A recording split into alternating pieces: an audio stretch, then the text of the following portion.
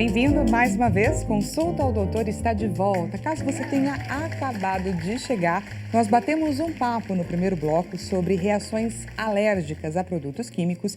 E agora, gente, vamos falar sobre reações alérgicas aos ácaros. Pois é, esses animaizinhos aí microscópicos que nós não conseguimos ver com os nossos olhos, obviamente, mas que eles estão, gente, em muitos lugares. Eles podem, ou melhor, eles devem estar ali no nosso colchão, no nosso travesseiro, podem estar inclusive ali nos alimentos como cereais. A gente vai falar sobre tudo isso. Se você conhece alguém a quem esse tema possa interessar, não deixe de mandar o nosso link de transmissão. Estamos em transmissão ao vivo através do site www.hittv.com.br. Aproveite esses minutinhos para participar aqui do nosso bate-papo. Envie a sua dúvida, envie o seu relato para o nosso WhatsApp 0 operadora 11 3337 5886. E temos uma enquete relâmpago acontecendo nesse instante lá no nosso Instagram. Diretor, coloca pra gente, por favor, a enquete na tela. O Instagram é @consultaodoutor. Qual a melhor batalha contra o ácaro, na sua opinião? Lavagem quente, roupas de cama a 60 graus, armadilhas de poeira, usar capas anti-ácaros pode ser aí uma boa alternativa. Bomba de umidade para um ambiente hostil, com relação aos ácaros apenas. Ou então o aspirador poderoso com o filtro EPA. Pois é, daqui a pouquinho a gente vai descobrir aí qual de fato é a melhor alternativa. Vamos então falar sobre esse assunto e receber dicas, é claro, para a gente se livrar dessa ameaça invisível. Eu vou receber e apresentar para vocês, gente, a doutora Patrícia Schillinger. Seja muito bem-vinda, doutora. Ela é alergista imunologista e coordenadora do projeto Brasil Sem Alergias. Seja muito bem-vinda. Obrigada, Dani. É um prazer estar aqui novamente.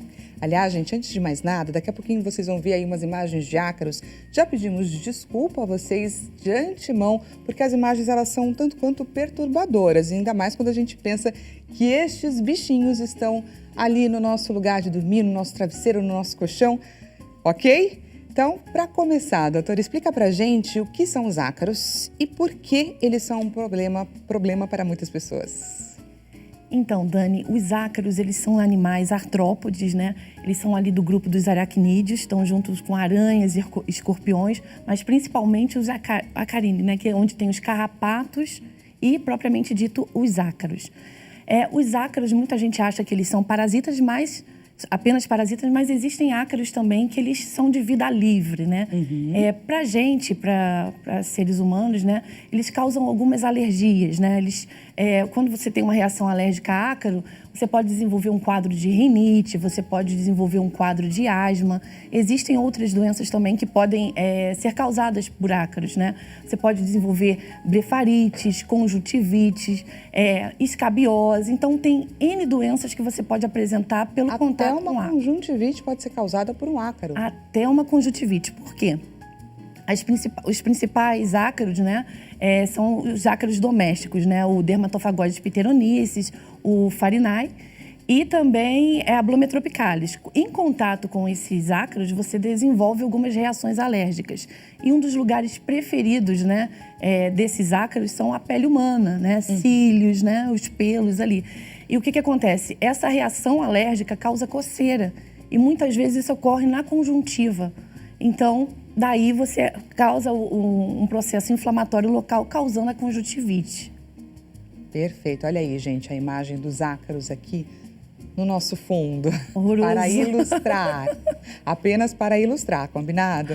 Doutora, você comentou, é claro, né, sobre os cílios. Quais são os lugares mais comuns aonde eles estão acumulados? No corpo humano ou em ambientes? Vamos começar pelos ambientes. Ambientes. Então, os ácaros, eles gostam de ambientes escuros, úmidos e quentes. Então, nada melhor do que uma cama, um travesseiro, tapete, bichinhos de pelúcia, até mesmo animais domésticos, justamente por conta dessa afinidade que eles têm com os pelos, né? Então, eles são animais muito... alguns microscópicos, né? Normalmente o tamanho deles gira aí em torno de 0,2 a 0,75 milímetros, então são praticamente invisíveis, o que possibilita que eles tenham um habitat que muitos outros animais nem conseguem, né? Então isso propicia um desenvolvimento deles muito grande, porque eles podem habitar um poro, né? É um folículo piloso. Então, eles adoram esse tipo de lugar, se alimentam de pele humana. Então, a pele humana e os folículos pilosos são os locais preferidos do ácaro. Olha, gente, é um pouquinho perturbador pensar que eles podem estar num folículo piloso, num poro do nosso rosto. E se a gente caminhando pelo rostinho, né?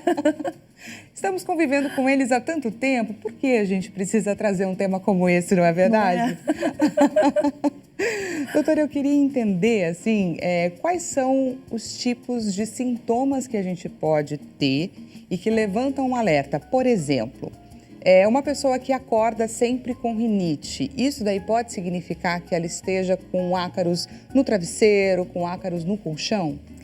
Provavelmente, né? Como eu lhe falei anteriormente, é um local que eles escolhem justamente pela umidade, pelo calor e por ter fundamentalmente o alimento, que é a pele humana. Eles se alimentam de queratina, né? Então, é um lugar altamente facilitador para o desenvolvimento deles.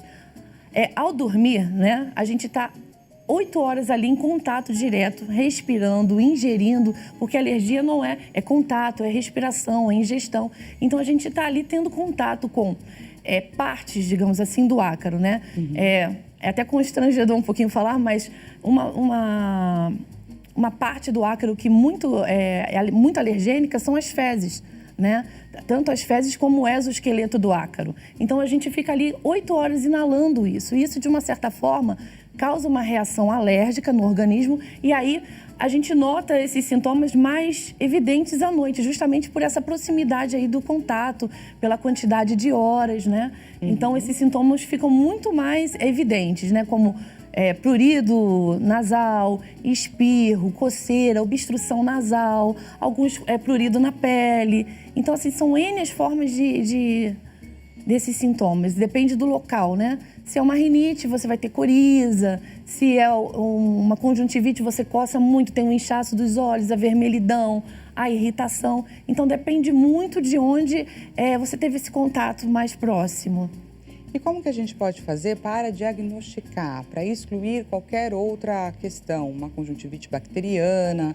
Como que eu consigo identificar que estamos falando de um ácaro para, então, definir um tratamento, é claro? Isso, é importante sempre a população em geral ter esse tipo de consciência que o ideal é sempre ir ao médico, né? Sim. Essa questão de estar ali tudo no Google, tentando, não é o ideal. O ideal é uma observação médica, né? Avaliação clínica do tipo de lesão, como que aconteceu esse sintoma, fazer uma boa anamnese. Existem também alguns exames em determinadas doenças causadas por ácaro que podem ser feitos. Existe o prick test, né, que é muito comum, usado aí nas alergias respiratórias para ver a questão dos dermatofagóides pteroníceos, que são os ácaros principais da poeira doméstica, né, o Farinae e a Blomia tropicalis. Você pode fazer também dosagens sanguíneas de IgE.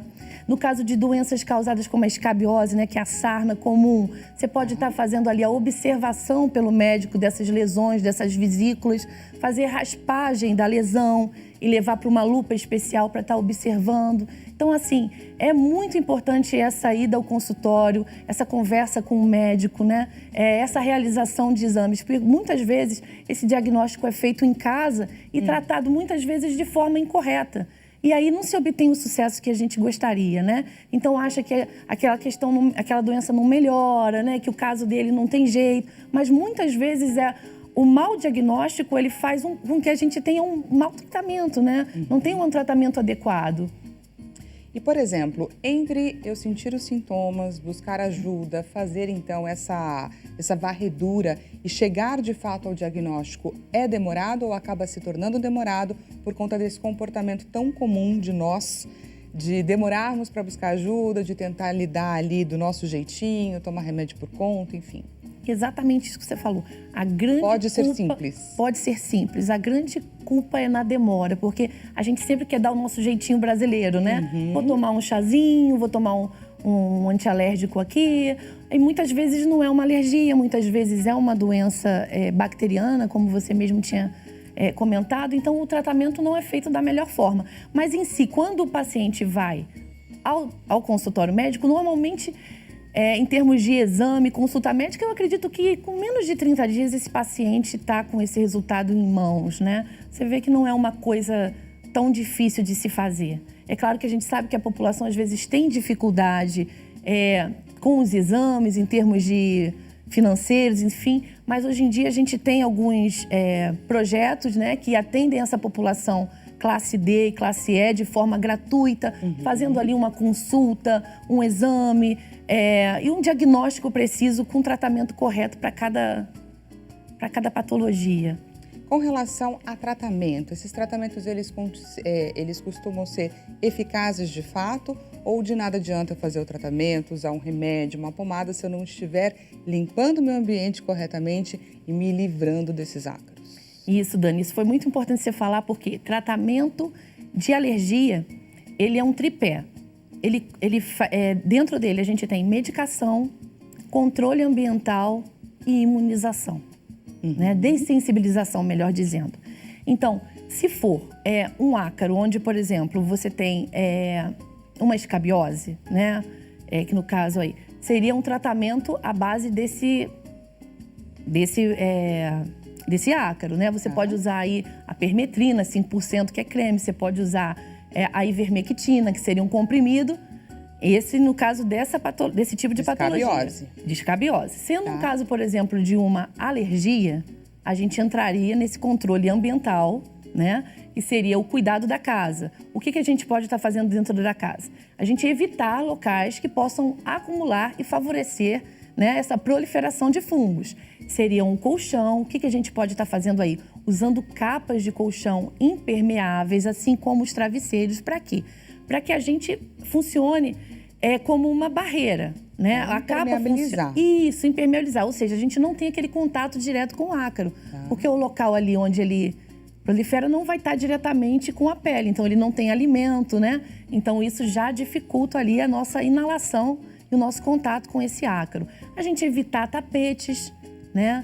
Evitar cortinas, bichos de pelúcia. Então, só a limpeza, né? A limpeza, pelo menos, de uma vez por semana da casa, né? Retirando aquela poeira acumulada, abrindo as janelas para que possa ter uma melhor circulação, que fique um ambiente arejado, que não tenha tanta umidade. Aquela história do sol, colocar um colchão no sol, colocar o travesseiro no sol, pode ajudar? Isso me remeteu ao meu professor lá da especialização. Ele brincava que colocar travesseiro ou colchões exposto ao sol era só bronzear a ácara.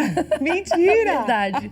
Essa a gente ouve bastante, não ouve? Pois é. É claro que, né, de uma certa forma, você pode reduzir um pouco essa proliferação por conta da luminosidade, já que ele gosta de escuro, né? E, de uma certa forma, você conter um pouco. Mas o que acontece não é a vida, não é o ácaro em vida só que ele causa a alergia.